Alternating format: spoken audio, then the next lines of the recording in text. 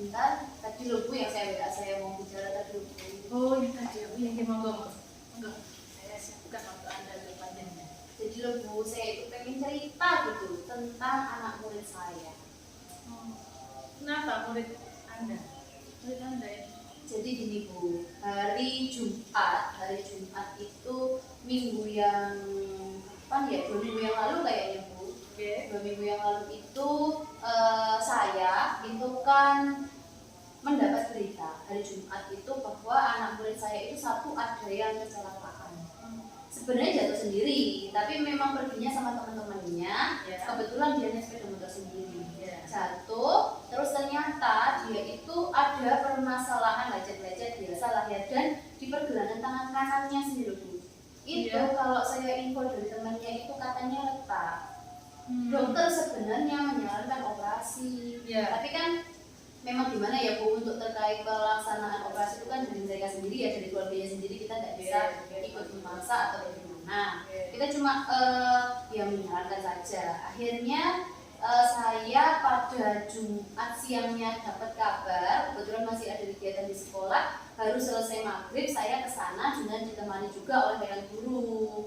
Terus saya sampai di sana itu cerita, mamanya itu cerita kejadiannya seperti ini, anaknya itu pun loh tidur itu masih pakai begini, dan bekas luka yang ada di sini, di tangan itu belum bersih sama sekali. Jadi saya nggak tahu kalau tentang tindak lanjut dari sananya, saya nggak tahu ya. Yang jelas posisinya itu memang benar-benar terlihat seperti luka baru. Terus mamanya cerita kronologisnya seperti ini, lalu Bu, apakah benar hari Senin itu ada acara ke Surabaya dari sekolah? Oh iya Bu, memang benar ada acara dari sekolah. Apa itu wajib ya Bu ya? Kok ini loh Bu, anak ini loh sudah bilang, padahal kondisi tangannya itu masih gini, anaknya belum bisa bangun, masih tiduran. Kok bisa dia ini bilang mau berangkat ke Surabaya Senin, apa wajib? Ya saya kaget kan Bu, acaranya itu loh Bu, DBL yang anak-anak basket itu loh. Mereka itu senang gitu loh, senang mau mendukung teman-temannya.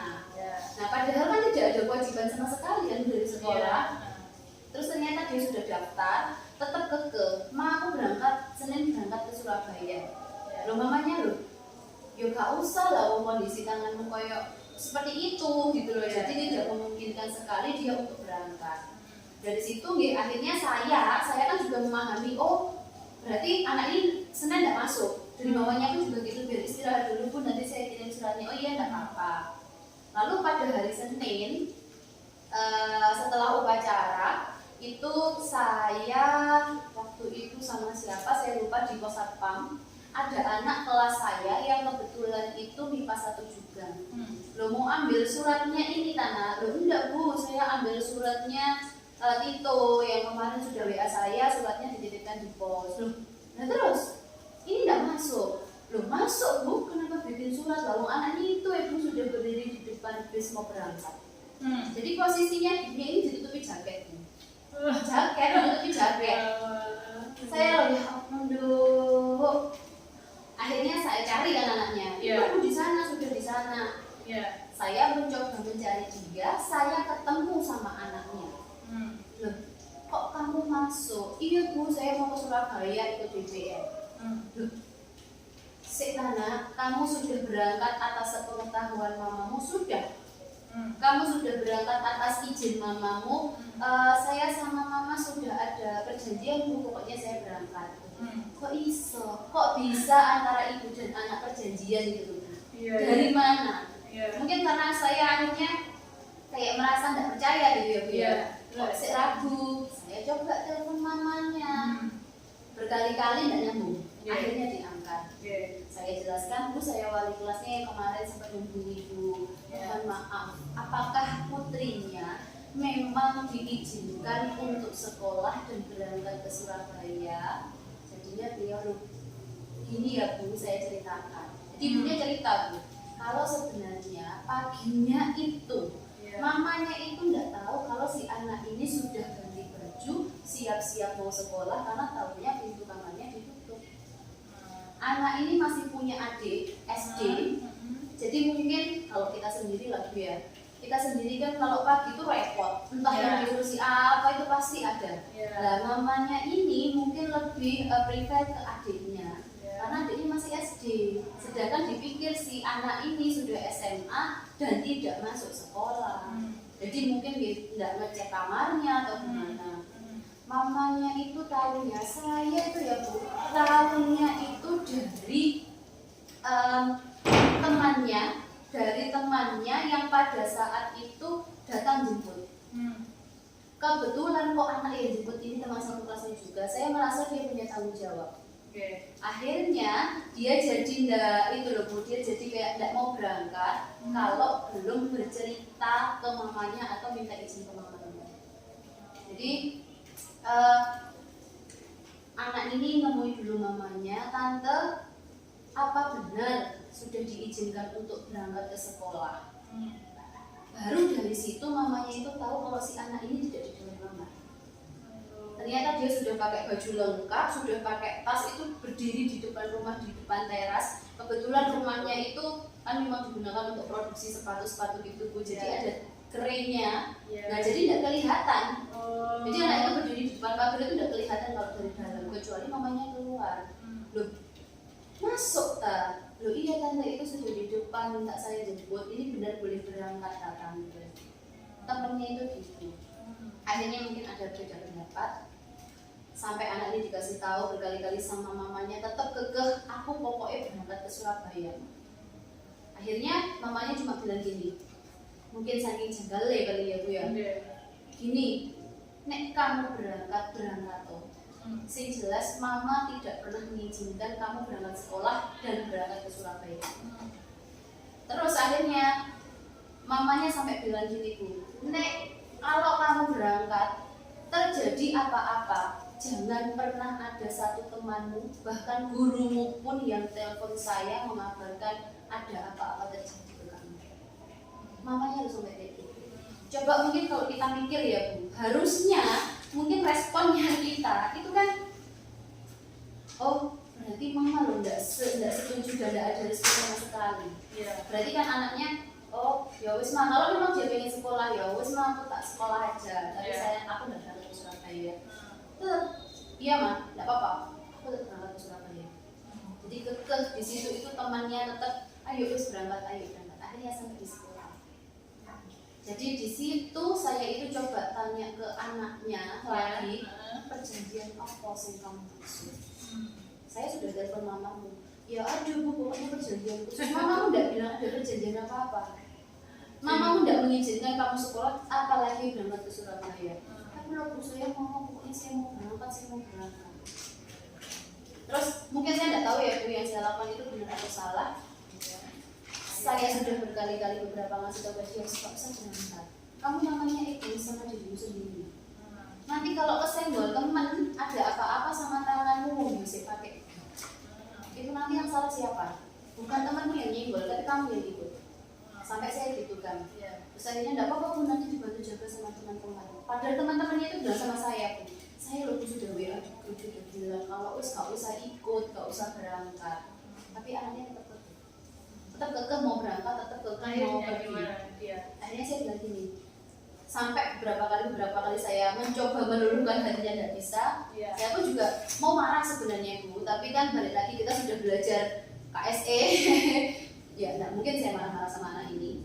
Ini cuma wis ini ya loh, nek kamu mau berangkat terserah, karena bagaimanapun juga mungkin sudah sampai di sekolah, mamamu sudah membiarkan kamu pergi. Sama, yang Bu Resti lakukan juga sama. Saya berjuang untuk kamu, untuk dirimu sendiri, supaya tidak lebih parah cederamu. Tapi nek kamu tetap tidak mau mendengarkan mungkin omongan mamamu, apalagi Bu Resti dan teman-temanmu, ya wis terserah. Kamu berangkat kok.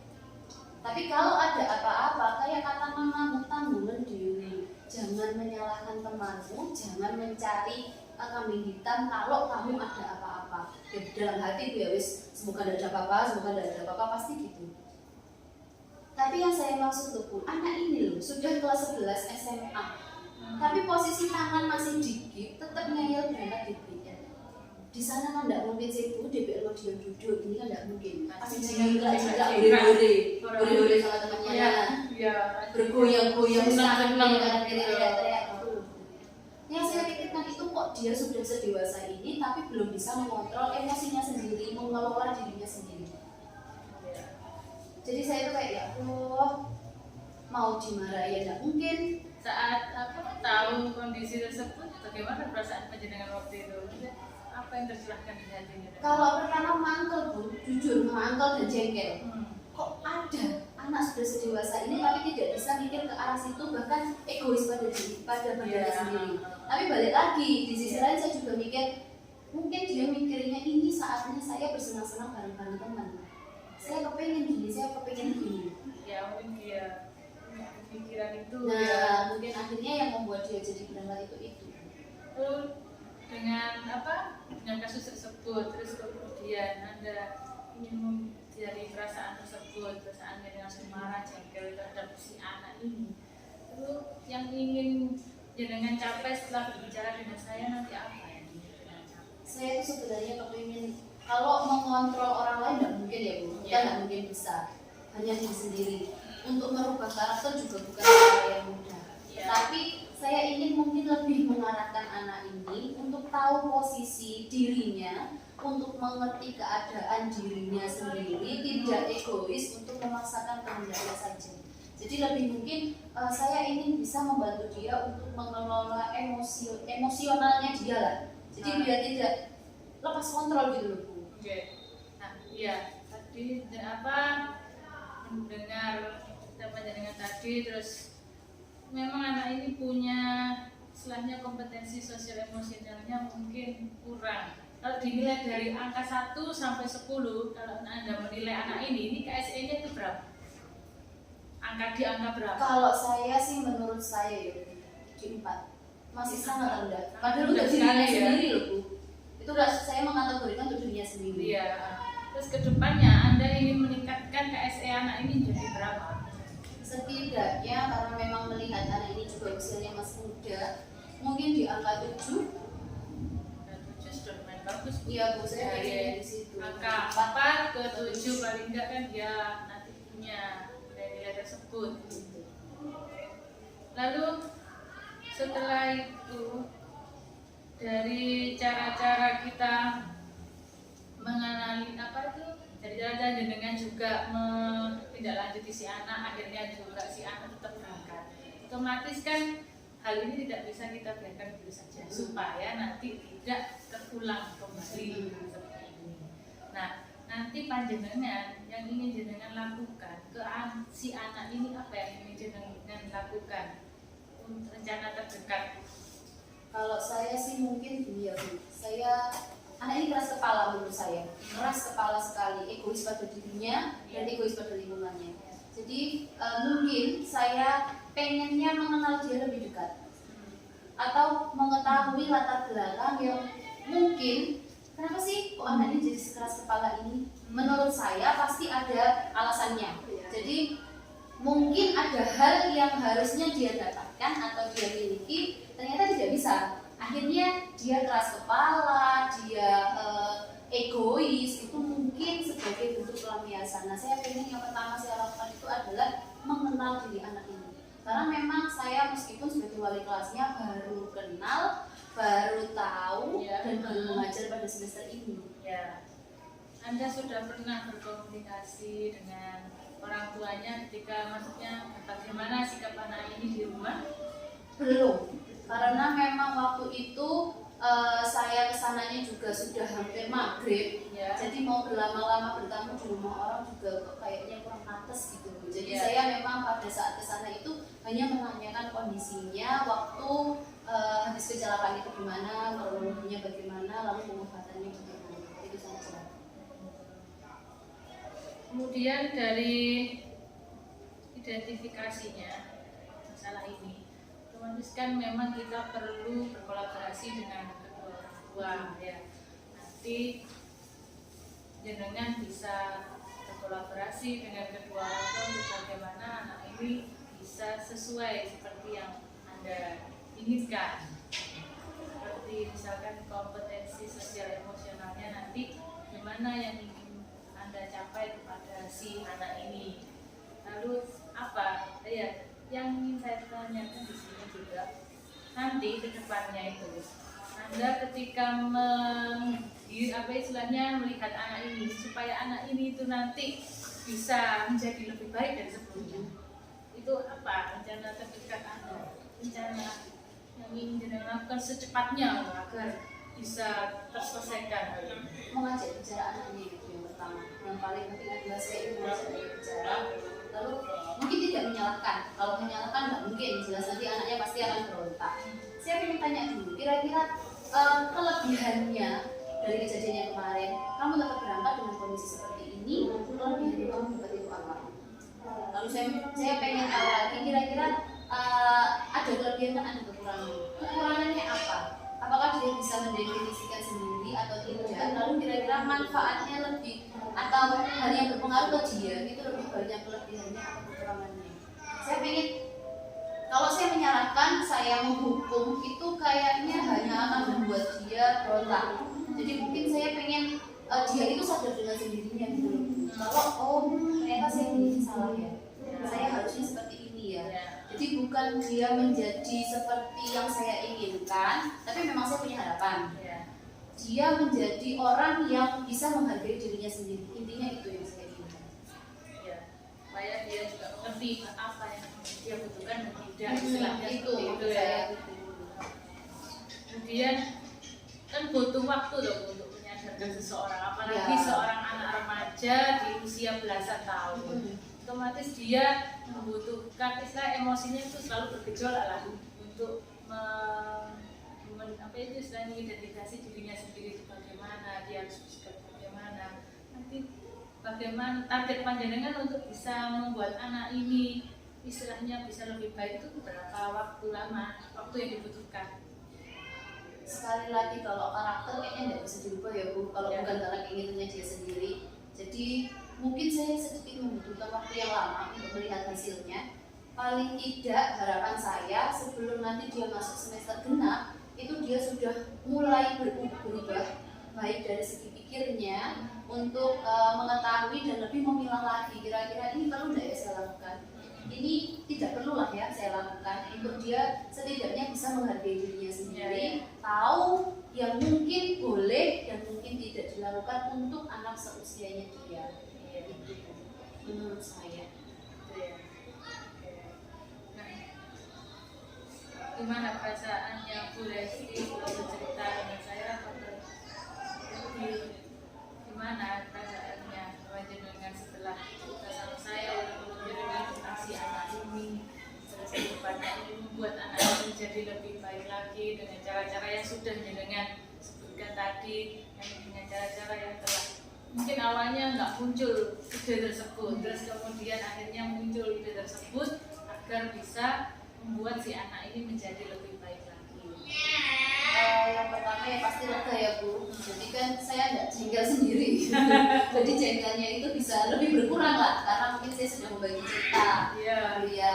Terus saya jadi semakin tahu bahwa mungkin saya yang awalnya tidak terpikir ke arah sana, setelah punya teman ngobrol, setelah dibantu, setelah dicoba dibukakan mungkin pandangan-pandangannya, akhirnya saya jadi tahu. Jadi saya mungkin gini, mungkin anak ini melakukan hal ini, mungkin anak ini begini karena tidak ada yang membantu mengarahkan dia, karena dia tidak terbuka bercerita kepada orang lain. Jadi kayaknya ini bisa saya terapkan untuk kedepannya nanti bersama anak ini. Alhamdulillah jika panjenengan sudah merasa lega, dan semoga kedepannya nanti kalau panjenengan menemukan masalah ini, insya Allah bisalah menemukan solusi. Terima kasih ya Bu.